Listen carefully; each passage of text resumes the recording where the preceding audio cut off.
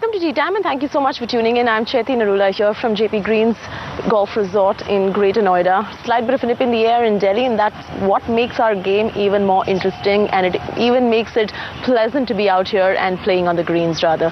Now on the show today we are discussing agri-logistics and the warehousing business in much detail with the promoter and CEO of SLCM. On the show this week, we have Sandeep Sabharwal, founder and CEO of SLCM. Warehousing means getting some land, putting a structure onto it, and that's about it. But over about the 7 years, the biggest change in perception and the systems that we have seen is that people have started noticing that warehousing management per se is a different segment. And in news, Amardeep Malik wins the Noida Masters and Greg Clammers wins the Australian PGA Championship.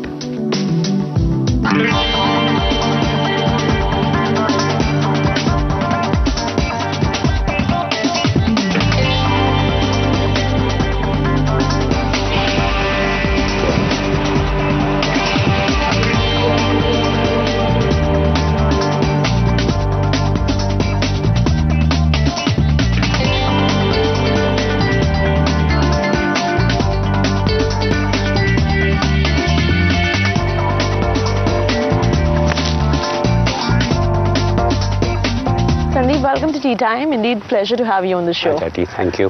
Your journey began many years ago, and today, of course, you've built a stellar company. First things first, there's a buzz around in the market, likely to go public very soon. How true is that statement? Chaiti, SLCM, as a natural evolution of any corporate, would definitely look to go public, but then timelines are still yet to be decided. And as I've said, that it's a natural course of any company which goes and which is showing constant quarter-to-quarter growth to access public markets as they feel that they're ready for it.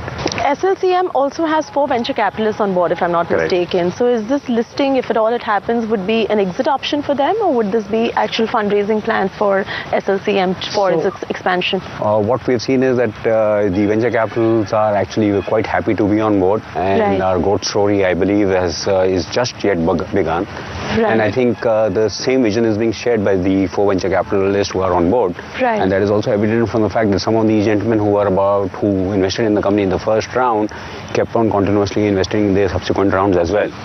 So I would still leave it to the shareholders for them to decide. But as and when we reach to the capital market stage, yes, it might be a combination of both, a little bit of an exit for some of them, but definitely the capital raising round would have a fresh infusion of funds in the company.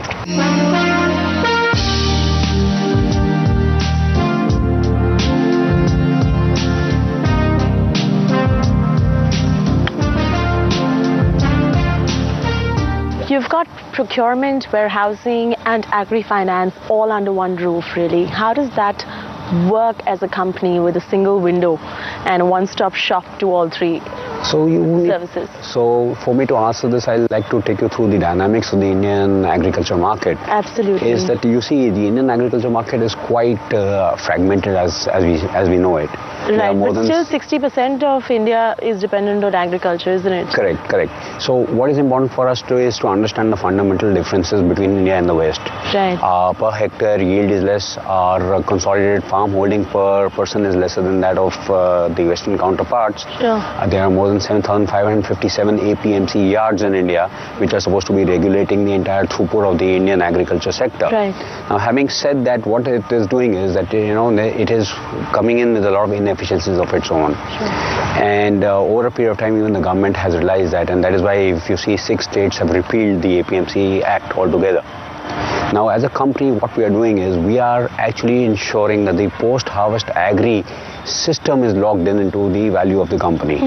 So right from the farm level procurement to logistics, to transfer to warehouses, to quality and quantity assessments, to ensuring that the longevity of the warehousing product is there, and now even financing of that product is done through one single window, and that's what we do, and that's why we have these conglomerate of companies coming together to ensure this is done.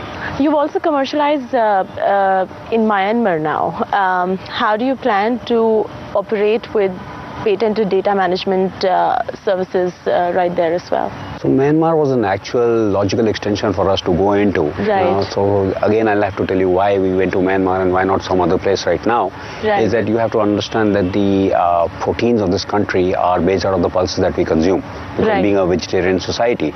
Now, India is pulses deficient for quite some time, and as we understand the data that is being coming to us, is that this is going to happen. It's still going to be there for the next few years, or rather for another decade or so.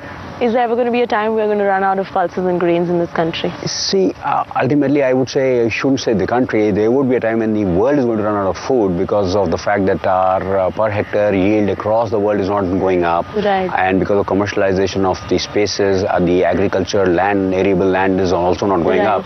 So automatically, whereas the population is always going up. So it is going to be a time when the world will run out of food. Now, pertinent to that is the fact that will India run out of food sooner than the rest of the part of the world? That is something that is yet to be discovered. But having said that, it is very clear to us as a company is that, you see, ultimately we are devoted to the Indian palate. And having said that, pulses is one of the largest consumption of the Indian palate. And a large section of that protein or the large section of that pulses get imported from Myanmar. So it was logical for us to go to Myanmar to source itself and replicate our already proven track and technology which we have done over India, you know. So starting from one warehouse where we started 6 years ago, where we are today at more than network of more than 614 warehouses. Right. So we've already, you know, gone through that scale, that teething issues, if any. And once we have that entire process as our backyard, it is logical for us to go to any location. So Myanmar is first step to that location. What is the reason why so many companies today are going to African geographies now and acquiring land? So it's about the continuity of the business plan of any company. Over at Evolution, if you understand this, we have to understand that our products are the throughput of the Indian agriculture sector. Right. Now, having said that, I should be everywhere wherever India sources its food consumption habits from.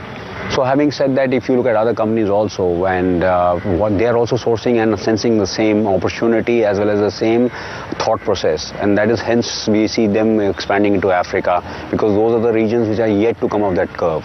Talking about expansion, you also at SLCM have plans for APAC expansion, isn't it? So in fact, our first phase is that we've gone to Myanmar, and over a period of time we will be going to other APAC regions. For example, we are thinking of going into Vietnam, Laos as we go forward. We are also looking closer home to Bangladesh and Sri Lanka. But our first region focus is Myanmar, and then in the first half of 2015 we are also looking at expanding into Malawi in Africa. So really, what percentage of agriculture is contributing to the overall GDP of the country is something that I'm going to come back and ask you. But before that, I'm going to take a quick break right here on Tea Time. On the other side, this and more awaits with Sandeep Sabharwal.